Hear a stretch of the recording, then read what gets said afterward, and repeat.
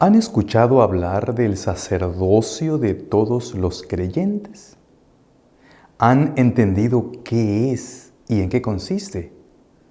Resumiendo, es la creencia bíblica que nos enseña que ante Dios todos los creyentes tenemos el privilegio y deber de ministrar a un mundo en necesidad.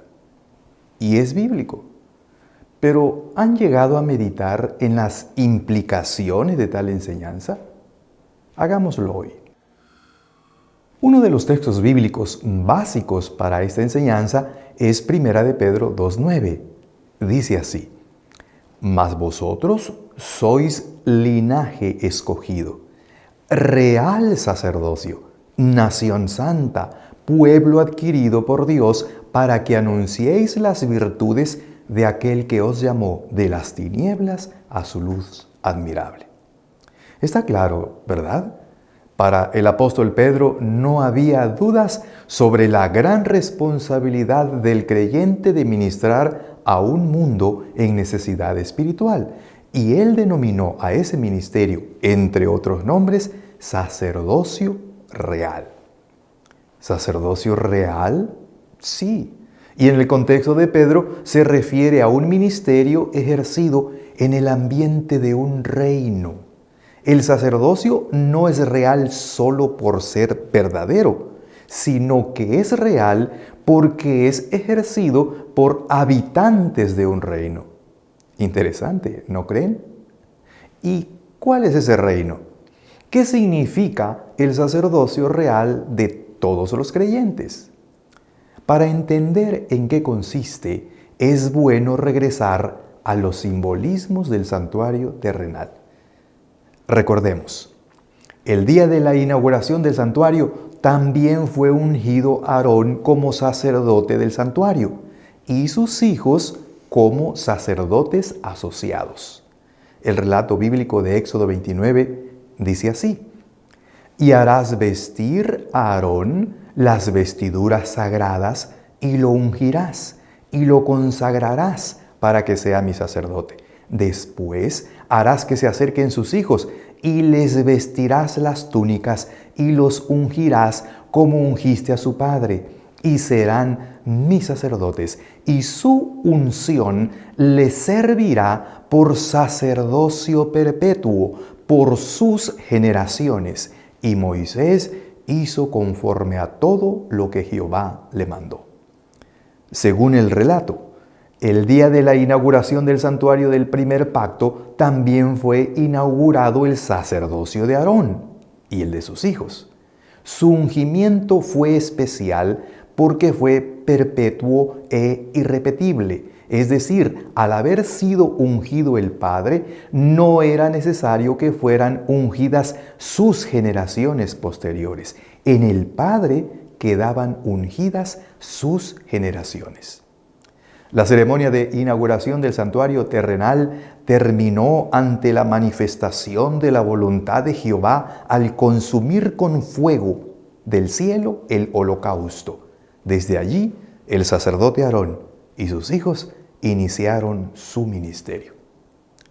Hay dos párrafos del comentario bíblico adventista que llaman la atención en cuanto a ese ungimiento. Leamos el primero, dice así: Parecería haber una diferencia entre el ungimiento del sumo sacerdote y el ungimiento de los sacerdotes comunes. En primer lugar, se derramaba el aceite sobre la cabeza de Aarón, luego se lo esparcía sobre su persona y sus vestimentas. En el caso de los sacerdotes comunes, parece haberse asperjado el aceite sobre ellos y no habérsele derramado en sus cabezas. Por causa de este ungimiento especial, se hace referencia al sumo sacerdote como sacerdote ungido. Interesante. Al haberse ungido el sumo sacerdote con aceite en su cabeza, persona y vestidura, solo fue necesario que a sus hijos presentes se les asperjara sobre sus vestidos. El sacerdote ungido fue el Padre. En él quedaron ungidos sus hijos. Otro comentario más dice así: los descendientes de Aarón automáticamente llegaron a ser sacerdotes, pero sus primeros hijos fueron nombrados pues nacieron antes de que su padre fuera llamado al oficio sagrado. ¿Qué les parece? Según el comentario bíblico adventista, los hijos de Aarón presentes, que fueron Nadab, Abiú, Eleazar e Itamar, fueron nombrados sacerdotes por haber nacido antes que su padre fuera llamado al oficio sagrado. Pero los descendientes de Aarón, que nacieron después de su ungimiento, ya no necesitaron ungimiento con aceite, pues llegaron a ser sacerdotes automáticamente. En el ungimiento de Aarón fueron ungidos todos sus descendientes. Resumamos esta primera parte. El día que fue inaugurado y ungido el santuario terrenal del primer pacto, también inició el ministerio sacerdotal de Aarón y sus descendientes. Aarón fue ungido y con él también lo fueron sus 3 hijos presentes, y en él fue ungida toda su descendencia. Es decir, todo aquel que naciera en la descendencia de Aarón después de su ungimiento estaba automáticamente ungido para ejercer el sacerdocio en el santuario terrenal del primer pacto. Y así sucedió hasta el día que Cristo exclamó: consumado es, dando por concluido el ministerio del santuario terrenal. Ahora, trasladémonos a la inauguración del santuario celestial del nuevo pacto que estuvimos estudiando en un segmento anterior. Cristo es recibido para ser entronizado e investido con la gloria divina propia de su realeza. Del Padre Celestial escucha las palabras: siéntate a mi diestra hasta que ponga a tus enemigos por estrado de tus pies. Las huestes angelicales le alaban y le reconocen como Rey de Gloria. Esta es la majestuosa ceremonia de la entronización de Cristo, la cual la hermana Huay nos dice que fue anunciada desde el cielo con el derramamiento del Espíritu Santo en el día del Pentecostés. Leamos el párrafo. Tan pronto como esta ceremonia hubo terminado, el Espíritu Santo descendió sobre los discípulos en abundantes raudales y Cristo fue de veras glorificado con la misma gloria que había tenido con el Padre desde toda la eternidad. El derramamiento pentecostal era la comunicación del cielo de que el Redentor había iniciado su ministerio celestial. Ahora, hagamos la conexión. Tenemos una parte A. En la inauguración del santuario del primer pacto, se inauguró el típico ministerio sacerdotal de Aarón, sus hijos presentes y todos sus descendientes posteriores. Este hecho fue sancionado y aprobado por Dios, quien, en señal de aprobación, derramó fuego del cielo que consumió el holocausto del altar. A partir de ese momento, Aarón y sus descendientes iniciaron su ministerio intercesor a favor del pueblo penitente. Tal sacerdocio del primer pacto terminó en el año 31, cuando Cristo clamó: consumado es. Ahora, la parte B. En el año 31, a la ascensión de Cristo, en la inauguración del santuario del nuevo pacto, se inauguró el antitípico ministerio sacerdotal de Cristo. Este hecho fue comunicado por Dios, quien, en señal de aprobación, derramó el Espíritu Santo como lenguas de fuego sobre sus discípulos en Jerusalén en el día de Pentecostés. A partir de ese momento, Jesús y sus creyentes, actuales y posteriores, iniciaron su ministerio intercesor a favor del pueblo penitente. Los humanos son sacerdotes en la tierra, Cristo en el santuario celestial. Tal sacerdocio del nuevo pacto terminará cuando Cristo clame: hecho está, y venga a la tierra en gloria y majestad. ¿Notan la íntima relación entre una y otra parte. Nuestra hermana White confirma mucho sobre esto. Leamos 2 párrafos.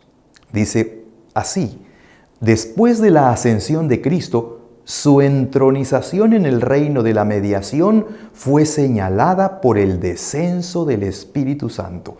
En el día de Pentecostés fue dado el Espíritu. Los testigos de Cristo proclamaron el poder del Salvador resucitado. Y este es el otro. Dice así: pero el derramamiento del Espíritu en el día de Pentecostés vino inmediatamente después de la aceptación celestial del gran sacrificio de Cristo y su entronización con el Padre. Por medio de ese derramamiento, la Iglesia quedó capacitada para hacer por Cristo lo que nunca se había intentado: la predicación de las buenas nuevas de salvación a todas las naciones. ¿Lo notan? Resulta muy claro. Y es allí donde encuentran su real significado algunos textos bíblicos.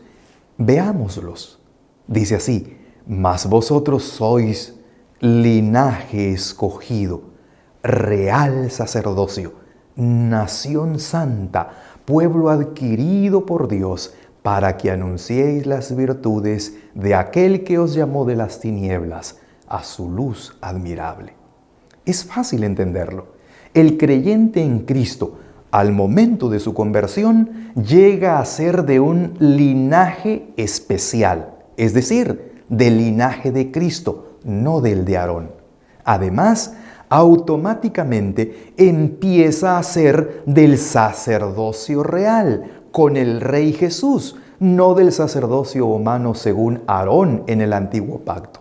El que cree en Jesús nace en una nación santa y forma parte del pueblo adquirido por la sangre de Jesús, y tiene un gran trabajo por hacer: anunciar las virtudes de aquel que lo llamó de las tinieblas a su luz admirable. Ese es su verdadero ministerio. Consideremos este otro versículo. Dice así: el cual Jesús asimismo nos hizo ministros competentes de un nuevo pacto, no de la letra, sino del Espíritu, porque la letra mata, mas el Espíritu vivifica. Una vez más se nos recuerda que Jesús, en nuestra conversión, nos hace ministros de un nuevo pacto. Este es el ministerio de todos los creyentes. Y disfrutemos este último texto bíblico. Dice así: de modo que si alguno está en Cristo, nueva criatura es. Las cosas viejas pasaron, he aquí, todas son hechas nuevas. Y todo esto proviene de Dios, quien nos reconcilió consigo mismo por Cristo y nos dio el ministerio de la reconciliación. Que Dios estaba en Cristo reconciliando consigo al mundo, no tomándoles en cuenta a los hombres sus pecados, y nos encargó a nosotros la palabra de la reconciliación. Así que somos embajadores en nombre de Cristo, como si Dios rogase por medio de nosotros. Os rogamos en nombre de Cristo, reconciliaos con Dios. ¿Qué les parece? Para mí es inobjetable. Consideremos las siguientes conclusiones.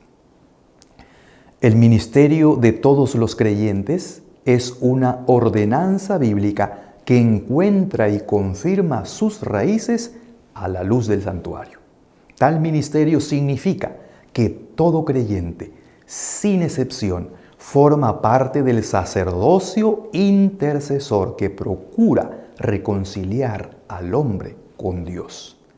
Ante tal perspectiva, los creyentes debemos entender que nuestro ministerio, la razón por la que fuimos llamados, es reconciliar al hombre penitente con Dios.